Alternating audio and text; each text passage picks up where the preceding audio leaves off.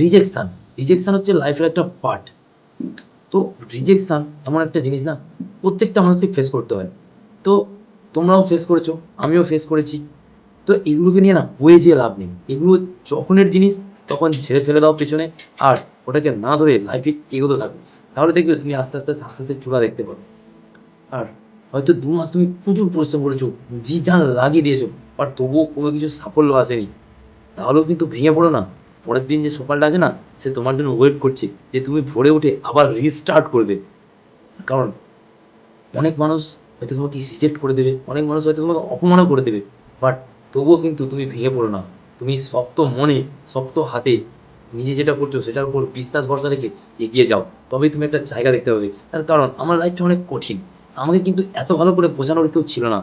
আর তার জন্যই আমার লাইফটা কঠিন হয়ে দাঁড়িয়েছে। বাট আমি কিন্তু সেটাকে মোকাবিলা করেছি। আমি কিন্তু সেই জায়গাটাকে জয় করেছি। তার জন্যে আমি এখন মোটামুটি একটা ভালো জায়গায় আছি। সেটা হচ্ছে একটাই কারণ, ধৈর্য।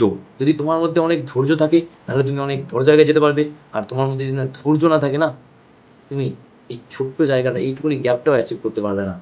তো গাইস, একটা কথা বলছি যে মন দিয়ে সবাই নিজের ড্রিমটাকে ফুলফিল করার চেষ্টা করো। মন দিয়ে যেটা করছো সেটাকে আরও ভালোভাবে করার চেষ্টা করো। আর নিজের লাইফে ফোকাস রেখো।